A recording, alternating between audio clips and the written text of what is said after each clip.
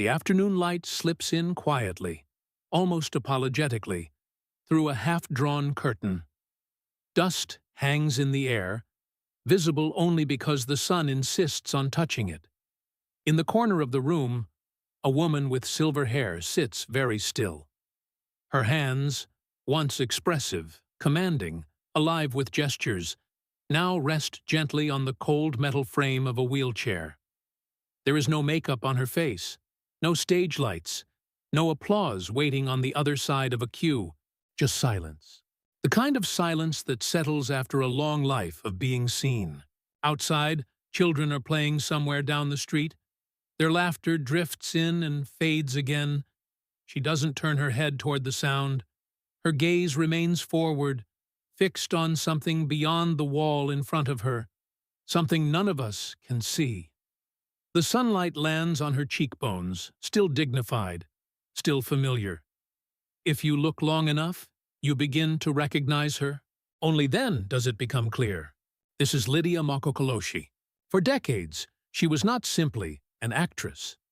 She was a presence, a voice that carried weight, a face that entered living rooms across South Africa and felt like family.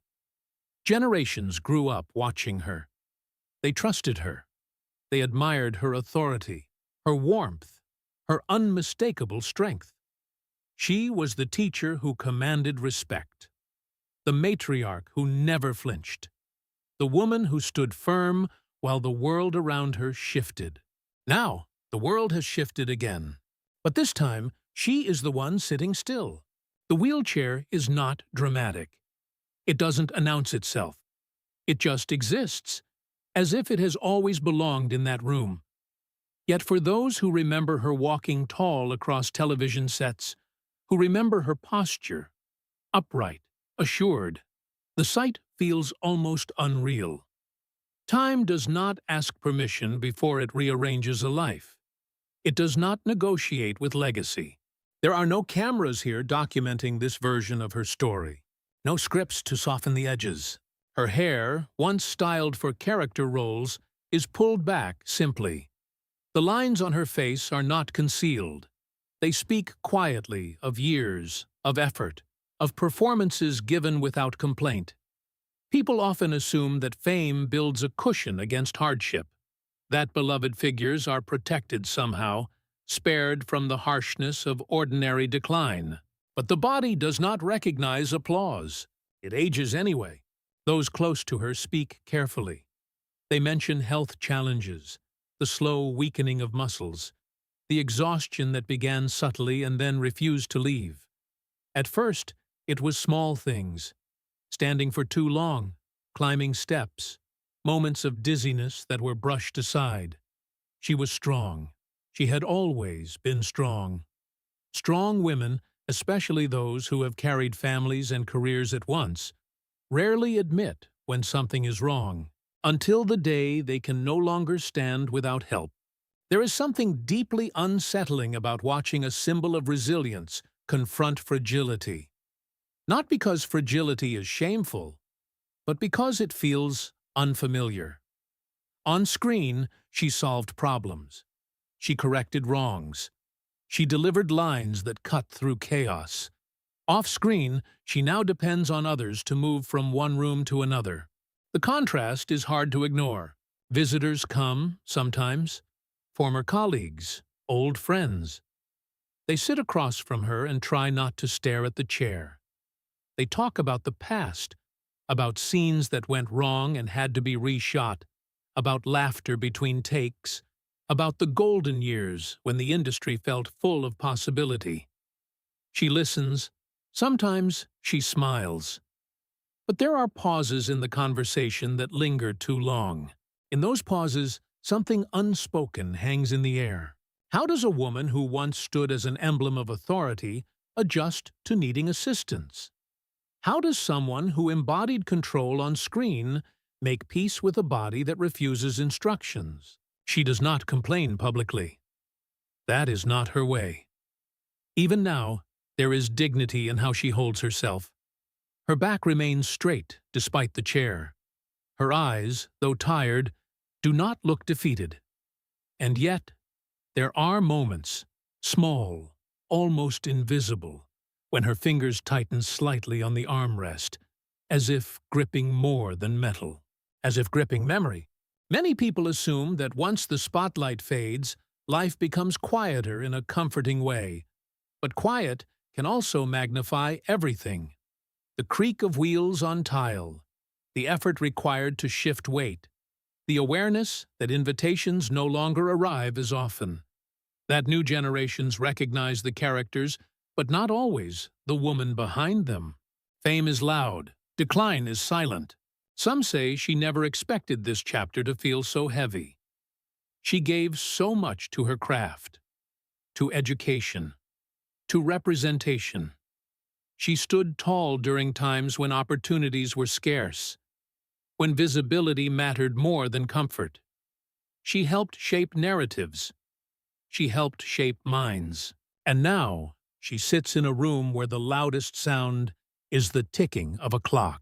There is something almost shocking about it, not because aging is unusual, but because we rarely allow ourselves to imagine our icons as vulnerable. We freeze them in their strongest moments. We replay their best scenes. We quote their most powerful lines. We forget that behind the roles was a woman whose body would one day demand rest.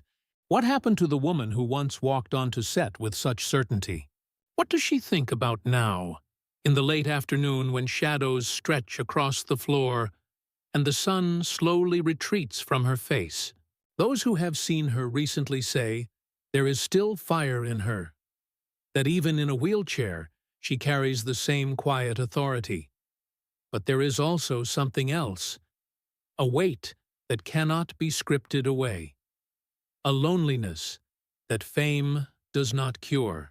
The children's laughter outside grows louder for a moment, then disappears again. The curtain shifts with a breeze. She adjusts her hands slightly on the wheels, as if considering movement, then stops. The room grows dimmer, and in that fading light, one question refuses to leave. How did a woman who once stood as a pillar of South African television come to face her hardest battle not on a stage, but in the stillness of her own home? There was a time when evenings across South Africa followed a quiet ritual.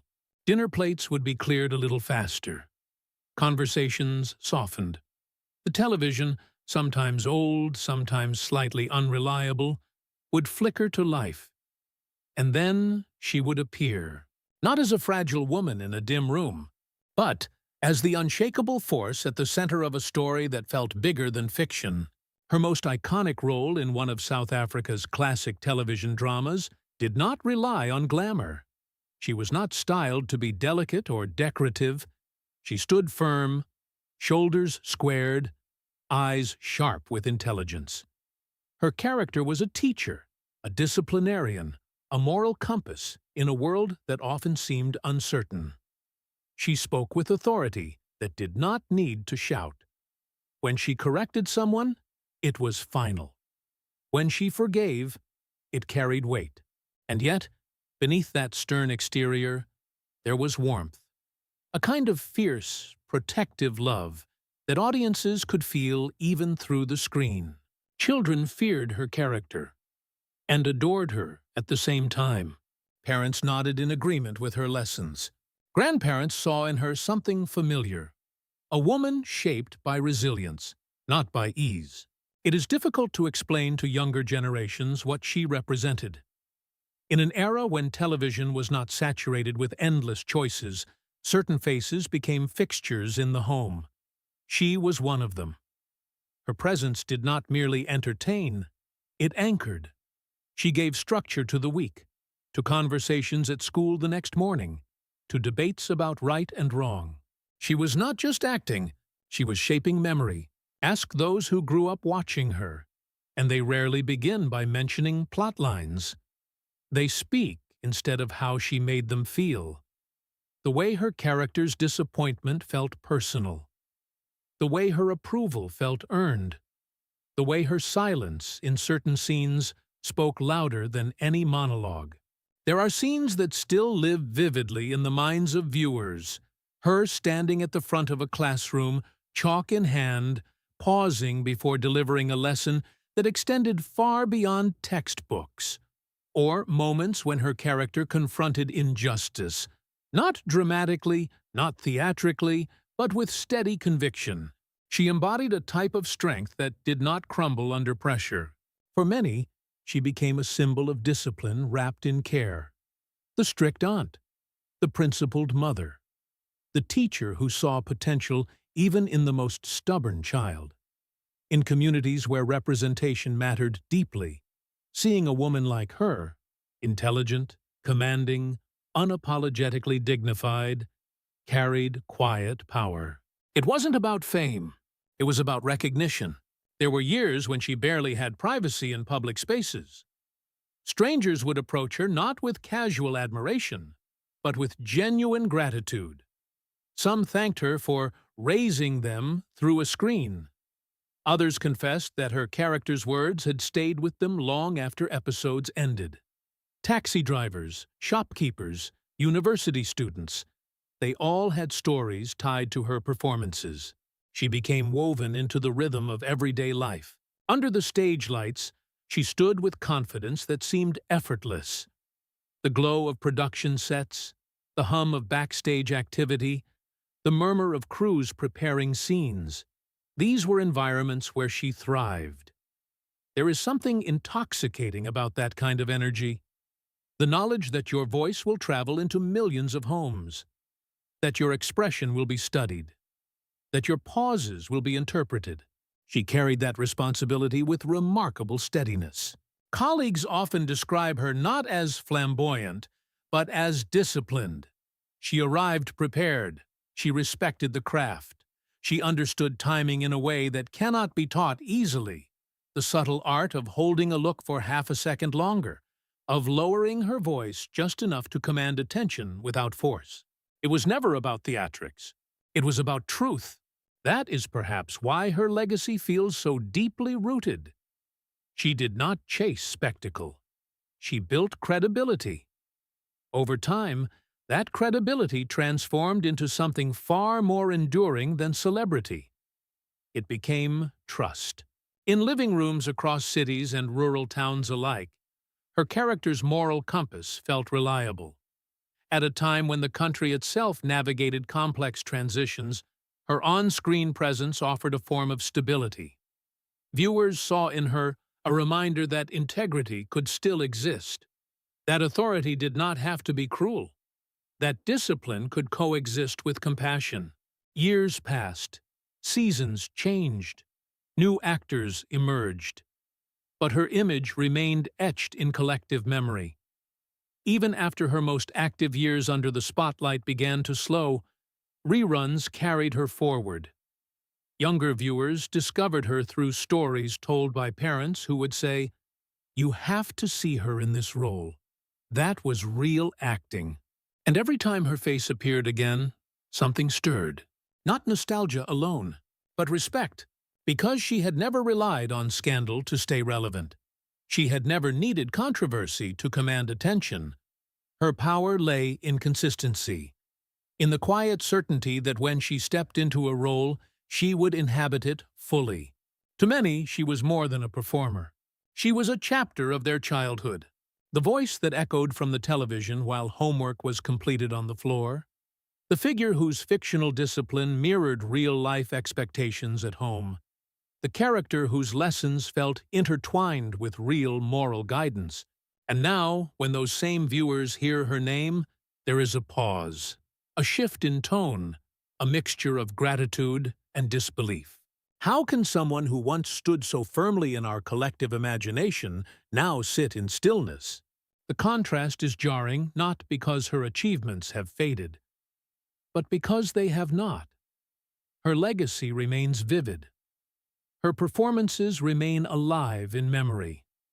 The glow of those stage lights, though physically extinguished, still lingers in the minds of millions, which makes the present reality feel even heavier. Because when you remember the brilliance of that era, the commanding posture, the unwavering voice, the unwavering gaze, it becomes impossible not to ask how such luminous years could lead to such quiet afternoons. And somewhere between those golden evenings of broadcast and the dim light of a present-day room, a life shifted in ways few were prepared to witness. There is never a dramatic soundtrack when the body begins to change. It does not announce itself with thunder. It begins quietly. A stiffness that lingers a little longer in the morning. A step that feels uncertain for a fraction of a second. Fatigue that refuses to disappear even after rest. At first, these things are dismissed. After all, time moves forward for everyone. Long careers leave marks. Long days under hot studio lights demand something in return. She had always carried herself with control. Even off camera, there was a certain posture, measured, upright, assured. So when the first signs appeared, she handled them the way she handled everything else, privately, with discipline, with a refusal to dramatize. But the body does not negotiate. There came a season when standing for extended scenes became heavier than it should have been. When walking from one end of a set to another required more intention than before. Crew members began to notice small pauses, the way she would steady herself for just a moment before continuing. Nothing obvious, nothing that would make headlines, just small cracks in what once felt immovable. Leaving the set was not a single decision made on a single day. It was gradual, a few missed appearances, a reduced schedule, conversations held behind closed doors. There is a particular kind of pain in stepping away from a space where you once felt indispensable. The studio had been more than a workplace. It was a rhythm, a pulse, a familiar world of cues and cameras and quiet nods from directors. To walk away from that is not merely to retire. It is to surrender a part of identity. She did not make a spectacle of it. There were no dramatic farewell speeches, no public display of despair. Those who worked with her recall that she remained composed, thanked everyone, spoke of rest, spoke of timing, spoke as if the decision were entirely practical. But silence can hide weight. The days after the final departure from set were perhaps the hardest. The house felt different during hours that used to belong to scripts and rehearsals. The phone rang less frequently. The world moved forward with new productions, new faces, new storylines. She watched, sometimes. Other times, she chose not to. And then came the moment no one rehearses for. The first time she truly needed assistance to move from one room to another. The first time the idea of a wheelchair entered the conversation, not as a temporary prop, not as part of a script, but as reality. Acceptance does not arrive all at once. It arrives in fragments. Resistance first. A quiet insistence that strength will return. That this is temporary.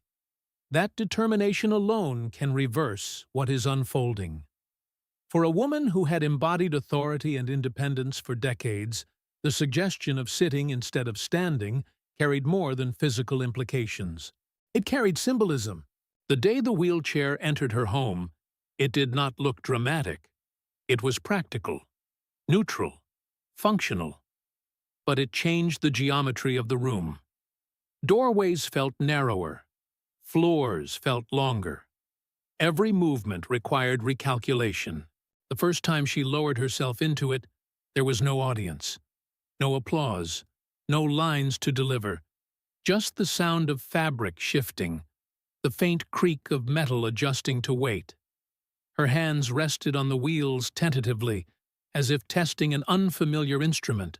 For someone who had commanded classrooms on screen, who had walked with purpose into scenes of conflict and resolution, the stillness felt foreign.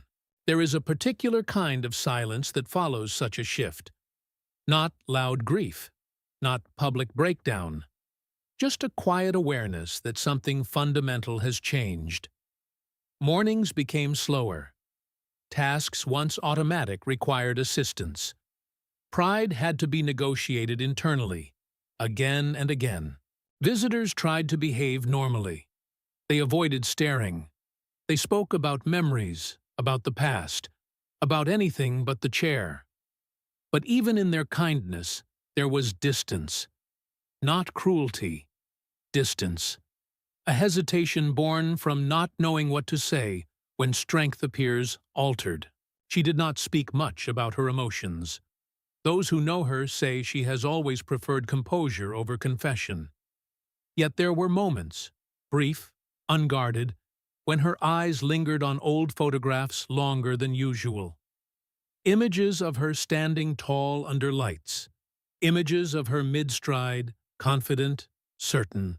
The contrast is impossible to ignore. In the past, her body responded instantly to intention. If she wished to cross a room, she crossed it. If she wished to stand, she stood. Now, intention and action are separated by effort, by planning, by assistance. It is not only the physical shift that unsettles, it is the redefinition of self. When movement becomes measured, when independence becomes negotiated, a quiet reckoning begins. Who am I when I cannot move the way I once did? Who am I when the world no longer sees me in motion, but in stillness? There are afternoons when she sits by the window, light falling across her lap, and the past feels almost close enough to touch. The applause, the steady walk onto set, the certainty of purpose, and then the present settles back in. The chair beneath her, the careful adjustments, the awareness of limitation. The distance between those two realities is not measured in years alone. It is measured in silence. No one truly prepares for the moment their body refuses instructions. We prepare for careers, for success, for aging in abstract terms. But the first time your legs do not carry you as they once did, the first time you realize that standing is no longer automatic, it is a private shock. She carries that shock with dignity, but dignity does not erase the weight. Sometimes, late in the afternoon when shadows stretch across the floor, her hands tighten slightly on the armrests, not in anger, not in despair, but in memory, as if recalling what it once felt like to rise effortlessly. And somewhere within that quiet room, between photographs of a luminous past and the steady presence of a wheelchair in the present, one question lingers without answer. Is anyone ever truly ready for the day they realize they can no longer walk forward on their own? The room is modest, not austere, not dramatic, just simple. A wooden cabinet against the wall, curtains that have faded slightly from years of sunlight, a framed photograph or two resting on a shelf, their edges worn from time. The kind of room that does not try to impress anyone. In the center of it all, the ticking of a clock becomes louder than it should be. When applause disappears from a life, small sounds grow larger, grows cold before she remembers to lift, grows cold before she remembers to lift it. Time stretches differently now. Mornings arrive without urgency. Afternoons linger.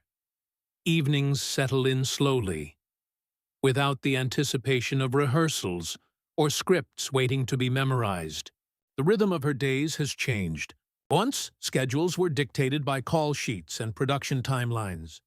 She moved according to cues, lighting adjustments, scene transitions. There was structure, even chaos, but purposeful chaos. Now, structure comes in quieter forms. Medication reminders, meal times, the arrival of a caregiver, the careful planning of movement from one chair to another. Dependence is a word no one likes to use, and yet it lives quietly in the background. There are moments when she needs help adjusting a blanket. Moments when reaching for something just out of arm's length becomes a small negotiation. The people around her are gentle. They do not make her feel fragile. They speak to her the way they always have, with respect. But beneath that respect is an unspoken awareness that roles have shifted. She, who once guided fictional families through turmoil, now relies on real ones to steady her. It is not misery in the dramatic sense. There are no loud declarations of despair. Instead, there is adaptation, a slow recalibration of what a day means. She reads more, watches television selectively. Sometimes she catches reruns of old shows, not always her own. When her face does appear on screen, younger, upright, commanding, she does not comment. But her gaze sharpens. There is something profoundly quiet about the absence of applause. For years, applause functioned as punctuation, an affirmation that what she gave mattered.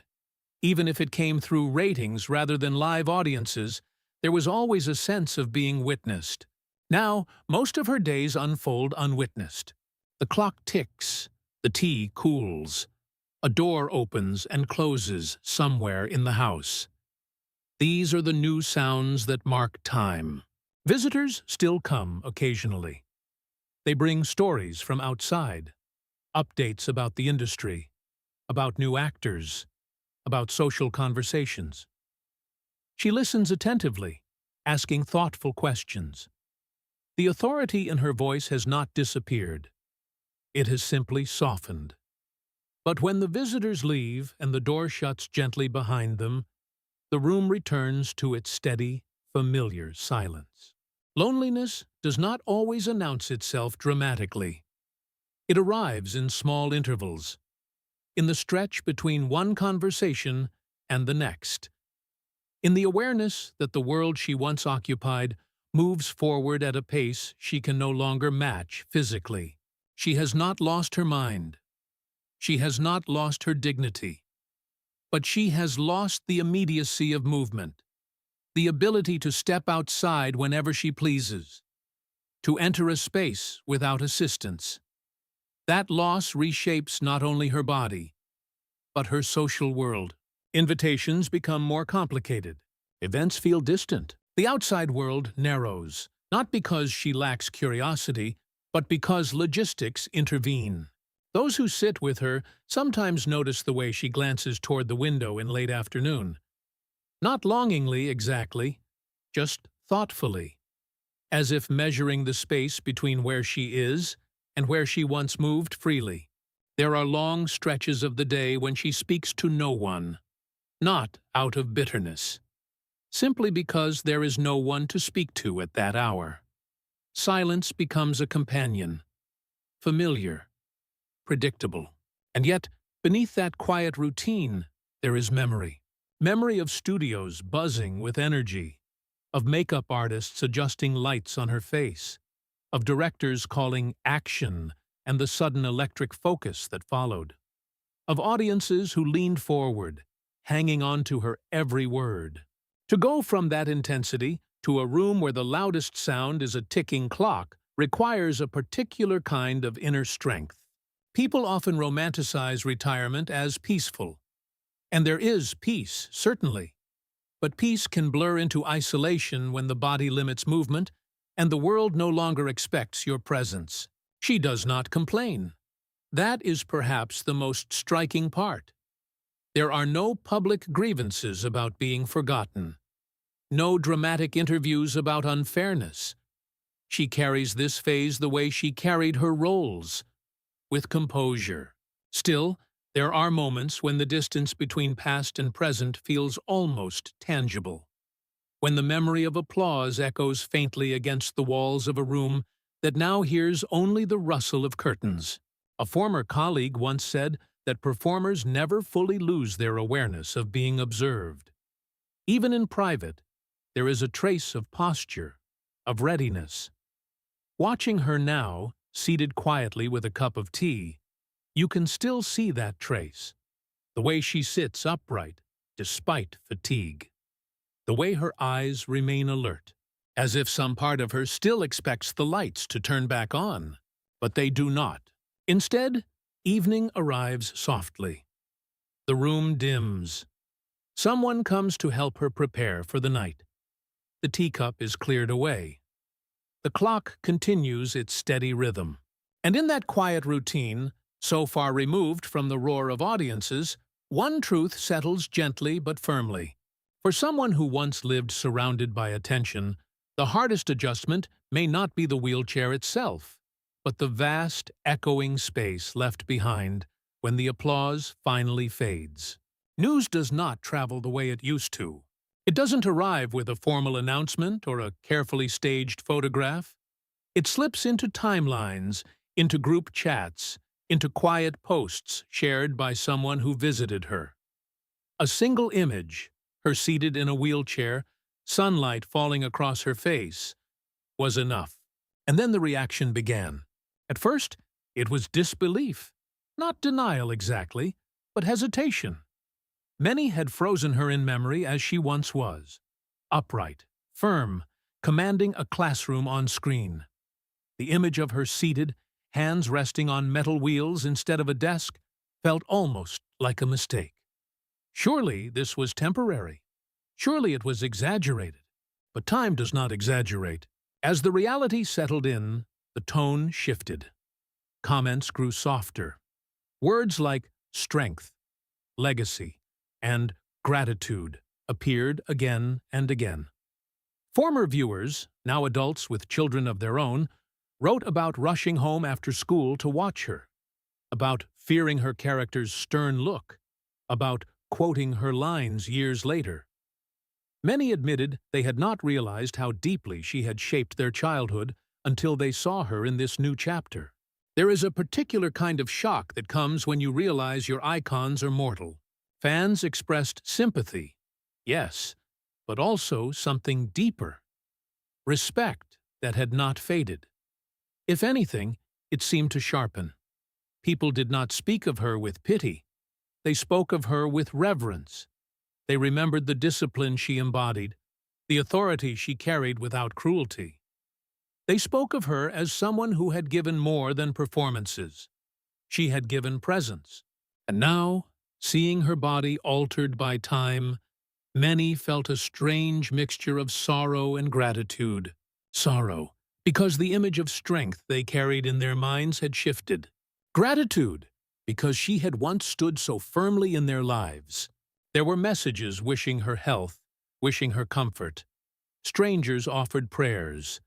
Others shared old clips of her scenes, as if trying to balance the present with reminders of the past. It was not a loud outcry, not scandal-driven or sensational. It was quieter, almost intimate. The collective reaction carried a realization few wanted to say out loud. Fame does not shield anyone from decline. The same audiences who once applauded her strength were now confronting her vulnerability. And in that confrontation was an uncomfortable truth. No matter how bright the spotlight once was, it cannot hold back time. No matter how iconic a figure becomes, the body follows its own course. Some younger viewers, discovering her story for the first time, expressed surprise that someone so influential could now live so quietly. They had grown up in an era of constant visibility, where celebrities document every stage of life publicly.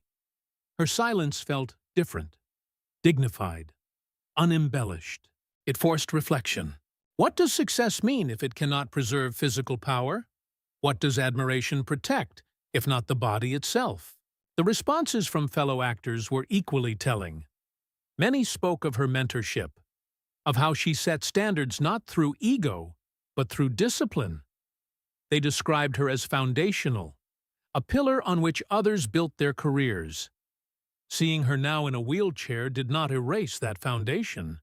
If anything, it made her endurance feel even more profound. There was no mocking, no cruelty, only a kind of collective bow of the head. Because when someone has lived as long and as visibly as she has, the public feels a sense of shared ownership over her story. And yet, in this chapter, the ownership dissolves. There is nothing to critique, nothing to debate. Only the steady march of time, visible in a way that is impossible to ignore. The image of her seated has circulated quietly, not as spectacle but as reminder. A reminder that applause cannot strengthen bones, that admiration cannot rewind years, that the glow of studio lights, however brilliant, eventually dims. And perhaps That is what unsettles people most. Not her wheelchair itself, but what it represents. The fragile line between the versions of ourselves that the world celebrates and the versions we must live with privately. Still, amid the sympathy, there is admiration that refuses to fade. Many note the way she continues to hold herself, the dignity in her posture, the alertness in her eyes. Even seated, she carries something unbroken. Fans speak of visiting her not to mourn what has changed, but to honor what remains. They speak of wanting her to know that she is not forgotten, that the child who once trembled under her character's stern gaze has grown into an adult who now looks at her with gratitude instead of fear. And yet, beneath all the kind words, there is a shared understanding no one can escape. Time moves forward for everyone. It does not pause for legends. It does not slow for beloved faces. Her story has become more than a personal journey. It has become a mirror. People look at her and see not just an actress aging, but the inevitability awaiting all of us. The slow recalibration of identity.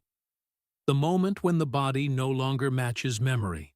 The public may offer prayers, tributes, and heartfelt messages, but even collective love cannot suspend the clock that continues ticking in that quiet room.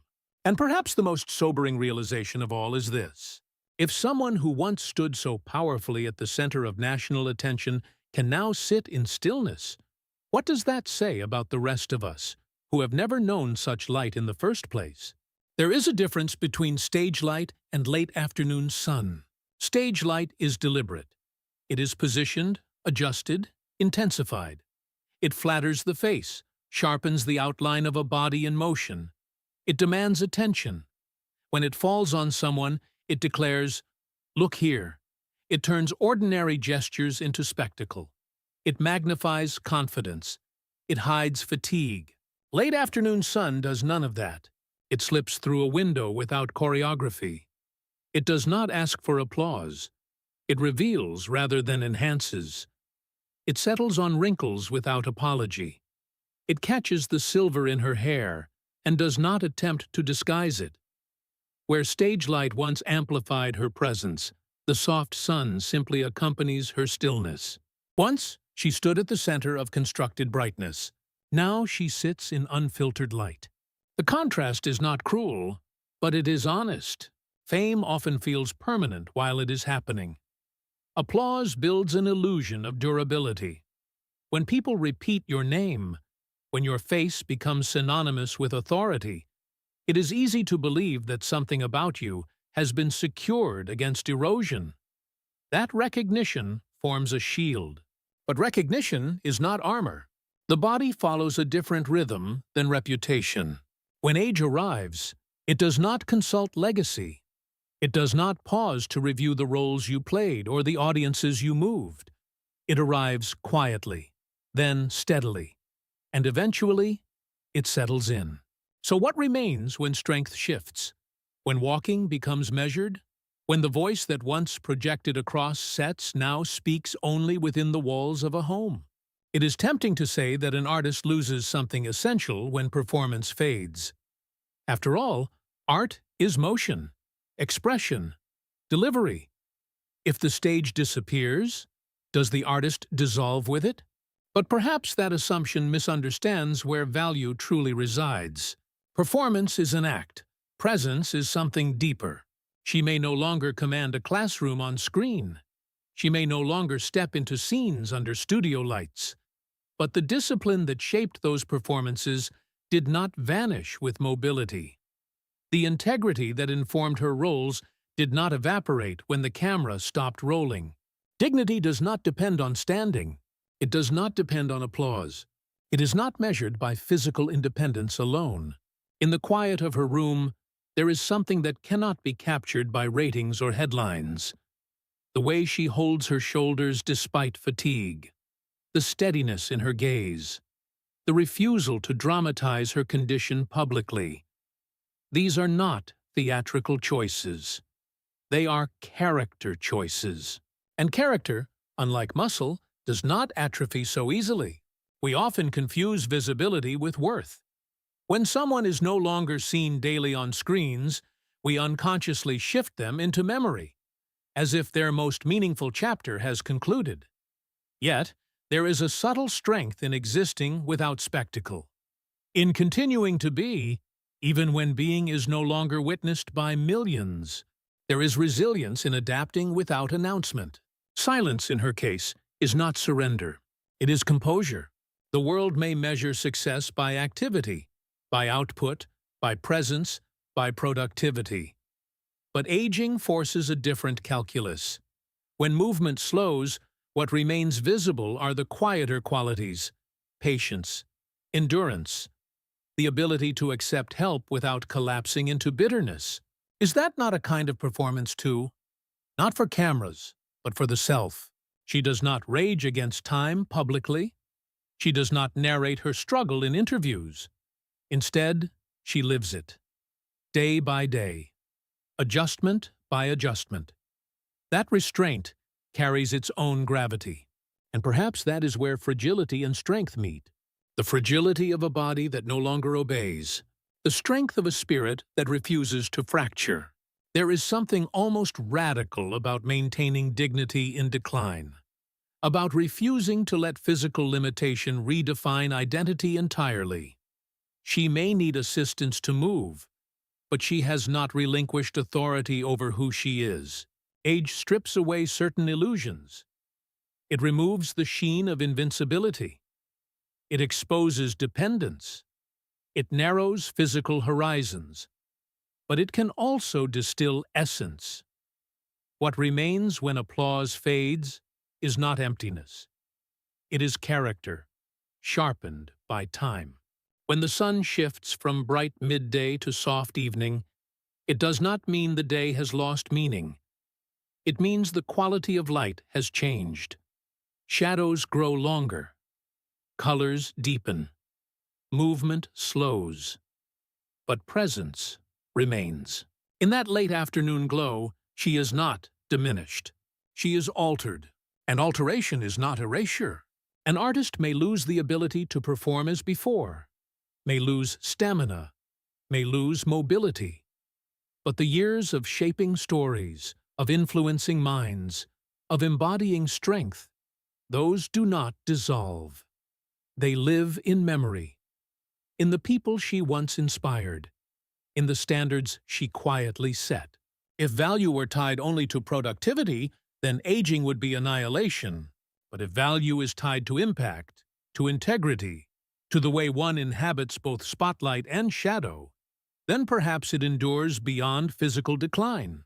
She sits in that room not as a fallen icon, but as a living testament to something more complex than fame. The spotlight once framed her silhouette. The afternoon sun now outlines her stillness. Both lights reveal different truths. One amplified her power. The other reveals her humanity. And in that humanity, fragile, visible, unadorned, there is a depth that no stage light could ever fully capture. Because when everything loud is stripped away, what remains is not noise. It is a woman, seated but unbowed, silent but not defeated, fragile in body, yet intact in spirit. And perhaps that is the final unspoken lesson of a life once lived under brilliant lights and now carried forward in quiet persistence. That true worth is not extinguished when the curtain falls.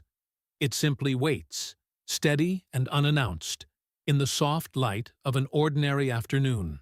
The afternoon arrives without announcement, no dramatic shift in the sky, no sudden change in temperature, just a gradual softening of light as the sun begins its quiet descent. Inside the room, the air is still. The clock continues its patient rhythm, unbothered by memory or legacy. Her wheelchair rests near the window. It is not positioned for display. It is simply where it fits best, where the light can reach her without being harsh. The curtain stirs slightly with a passing breeze. The sound is faint, almost like a whisper. Outside, Somewhere beyond the walls, life continues at its usual pace. Cars pass. Voices rise and fade. A dog barks in the distance. She sits facing the open stretch of sky.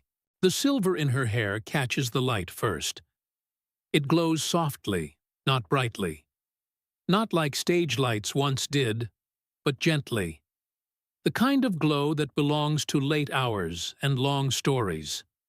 Her profile is calm, not triumphant, not defeated, just present. There is no script in her hands now, no director waiting for her to deliver a final line. Her hands rest lightly on her lap, fingers relaxed.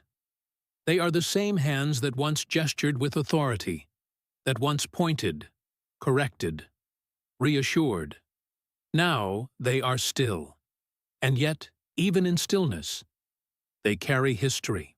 The window frames a sky that seems impossibly wide. She does not strain to look beyond it. She simply observes. Perhaps she is remembering the first day she stepped onto a set, uncertain but determined. Perhaps she is recalling a particular scene that left an audience breathless. Or perhaps she is thinking of nothing at all, just feeling the weight of sunlight on her face. There is something almost sacred about this kind of quiet, not because it signals an ending, but because it refuses to declare one. We are often impatient with stories that do not conclude neatly. We want recovery. We want comeback. We want dramatic closure. We want a clear line drawn between chapters. Yet life rarely offers such tidy divisions. It unfolds unevenly, without confirming whether this is the last act or simply another pause between scenes. No one can say whether her strength will return in ways we recognize. No one can promise another appearance on screen. No one can name this as the final chapter. The future remains unwritten, and perhaps that is what makes this image so powerful. A woman who once made millions cry, who once commanded classrooms and living rooms alike, now sits quietly before an open window. The applause has faded, the lights have dimmed, the scripts have been set aside. But she remains, not as a memory, not as a headline, but as a presence. Her gaze does not appear bitter. There is no visible regret etched into her expression. If there is sadness, it is layered with acceptance. If there is longing, it is balanced by composure. She does not perform resilience. She inhabits it. The light shifts slightly, moving across her cheek. For a moment, it illuminates her eyes. They are still sharp, still aware. There is no vacancy in them, only depth. Outside, the sky begins to change color. Subtle blues turning softer, edges warming toward gold. Time continues, indifferent yet steady. She remains seated, not rushing to move, not straining to prove anything. There is dignity in that restraint. We often imagine greatness as loud, as triumphant, as unforgettable spectacle. But perhaps there is another kind of greatness, the kind that exists quietly, long after the ovation has ended. The kind that does not collapse when recognition fades. She does not wave at the sky. She does not sigh dramatically. She simply looks outward. The wheelchair stands beneath her like an uninvited but accepted companion. It does not define her, though it shapes her movement. It does not erase her past, though it marks her present. It is part of the frame now, just as the window is, just as the fading light is. And in that frame, she is neither legend nor victim. She is a woman who has lived fully in light and now sits comfortably in shadow. The afternoon stretches a little longer. Shadows lengthen along the floor. The world beyond the window continues without pause. She remains there, steady, breathing evenly, wrapped in a glow that asks for nothing. There is no dramatic closing scene, no swelling music, only a quiet image that lingers. A silver-haired woman in a wheelchair by an open window, soft light resting on her shoulders. A life once projected onto screens, now folded gently into private space. And somewhere within that stillness, a truth that resists easy answers. Perhaps what makes a great artist is not how many roles they once embodied beneath blazing lights, but how they carry themselves, quietly and without spectacle, when the stage has gone dark and no one is watching.